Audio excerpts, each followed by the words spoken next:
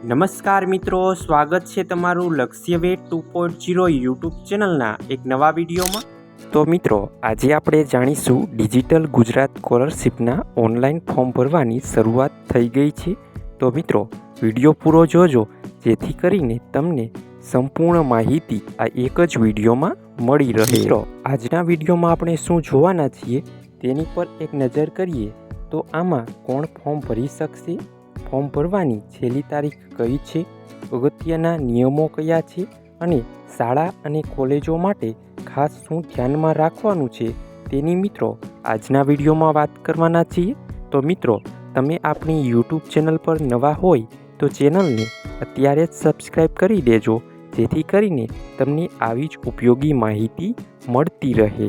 તો ચાલો મિત્રો, વિડીયોની શરૂઆત કરીએ। સૌપ્રથમ મિત્રો વાત કરીએ તો આ સ્કોલરશિપ કયા વિભાગ દ્વારા બહાર પાડવામાં આવે છે, તો સામાજિક ન્યાય અને અધિકારિતા વિભાગ ગુજરાત રાજ્ય સરકાર દ્વારા આ સ્કોલરશિપ આપવામાં આવે છે, જે ડિજિટલ ગુજરાત સ્કોલરશિપ તરીકે ઓળખવામાં આવે છે।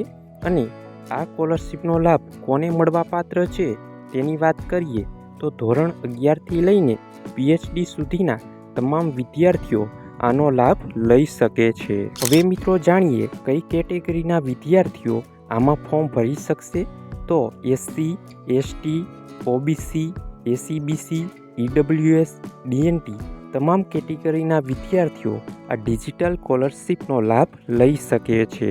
આગળ મિત્રો, કયા અભ્યાસક્રમ માટે સ્કોલરશિપ મળશે તેની વાત કરીએ તો ધોરણ 11-12, ITI અને ડિપ્લોમા, સ્નાતક જેમાં UG, BA, BCom, BSc, MBBS, અનુસ્નાતક એટલે કે PG જે MA, MCom, MSc, LLB અને MPhil અને PhDના તમામ ઉમેદવારો આમાં સ્કોલરશિપનો લાભ લઈ શકે છે। હવે મિત્રો, આ ફોર્મ ભરવાની તારીખો ખાસ નોંધી લેજો। શરૂઆત 6/7/2026થી થઈ ચૂકી છે અને ફોર્મ ભરવાની છેલ્લી તારીખ 30/9/2026 રાખવામાં આવેલી છે। તો મિત્રો, આપણી પાસે ફોર્મ ભરવા માટે આખો 7મો, 8મો, 9મો મહિનો છે, તેથી ઉતાવળ કરવી નહીં અને ભૂલ વગર ફોર્મ ભરી દેવું। આગળ મિત્રો, SC વિદ્યાર્થીઓ માટે ખાસ સૂચના કે જો કોઈ SC કેટેગરીના વિદ્યાર્થીઓને પાછલા વર્ષ એટલે કે 22-23, 23-24, 24-25, 25-26નું સ્કોલરશિપ ફોર્મ ભરવાનું બાકી રહી ગયું હોય તો તેમના માટે પોર્ટલ થોડા દિવસ માટે ખોલવામાં આવ્યું છે। શરૂઆત 26/5/2026થી છેલ્લી તારીખ 8/6/2026 સુધી માત્ર થોડા દિવસ માટે આ પોર્ટલ ખુલ્લું છે। હવે મિત્રો, સ્કોલરશિપ માટેના ખાસ અગત્યના નિયમો કે એક સાથે 2 સ્કોલરશિપના ફોર્મ તમે ભરી શકશો નહીં। જો તમે મુખ્યમંત્રી યુવા સ્વાવલંબન યોજના MYSYનો લાભ લેતા હશો તો આ સ્કોલરશિપનો લાભ તમને મળશે નહીં। એક શૈક્ષણિક સત્રમાં એક જ વાર શિષ્યવૃત્તિ મળવાપાત્ર રહેશે। બીજી કોઈ યોજનામાં ભૂલથી ફોર્મ ભરશો તો તફાવતની રકમ મળશે નહીં। આગળ મિત્રો વાત કરીએ તો રિન્યુઅલ અને પાસવર્ડ તમે ભૂલી ગયા હોય તો શું કરવું। જે વિદ્યાર્થીઓએ ગયા વર્ષે ફોર્મ ભર્યું હતું તેમણે નવું ફોર્મ ભરવાનું નથી, માત્ર પોતાની જૂની પ્રોફાઇલ લોગિન કરી ફોર્મ રિન્યૂ કરવાનું રહેશે। અને જો તમે તમારો પાસવર્ડ ભૂલી ગયા હોય તો ગભરાવાની જરૂર નથી।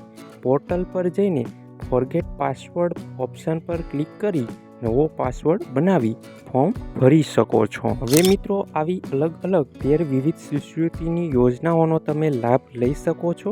તેમાં ફક્ત તમે એક જ સ્કોલરશિપમાં ફોર્મ ભરી શકશો।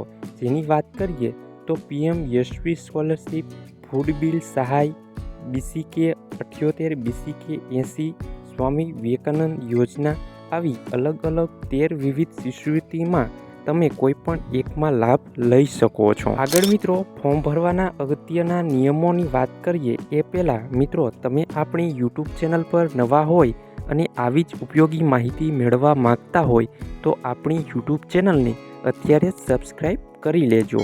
મિત્રો, તમારી કેટેગરી અને અભ્યાસક્રમ મુજબ સાચી યોજના પસંદ કરવાની રહેશે। છેલ્લી તારીખ 30/9/2026ની રાહ જોયા વગર સમયસર તમારે ફોર્મ ભરી દેવાનું રહેશે અને રિન્યુઅલવાળા વિદ્યાર્થીઓએ નવું ફોર્મ નથી ભરવાનું, માત્ર જૂનું ફોર્મ લોગિન કરી રિન્યૂ કરવાનું રહેશે. તો મિત્રો, આ હતી આજની માહિતી. આવી જ અવનવી માહિતી જાણવા માટે આપણી યુટ્યુબ ચેનલને અત્યારે જ સબસ્ક્રાઈબ કરી લેજો અને નવી અપડેટ PDF મટીરિયલ માટે આપણી ટેલિગ્રામ ચેનલ અને વોટ્સએપ ચેનલમાં જોડાઈ જાઓ. ટેલિગ્રામ ચેનલ અને વોટ્સએપ ચેનલની લિંક વિડીયોની નીચે કમેન્ટ બોક્સમાં આપવામાં આવેલી છે. આ વિડીયો તમને પસંદ આવ્યો હોય તો વિડીયોને લાઈક કરો અને નીચે આપેલા હાઈપના બટનને ક્લિક કરી વિડીયોને સ્કોર આપી દેજો, જેથી કરીને અમે તમારી માટે આવી જ ઉપયોગી માહિતી લાવતા રહીએ. તો મળીએ એક નવા વિડીયો સાથે. ત્યાં સુધી જય હિન્દ, જય ભારત.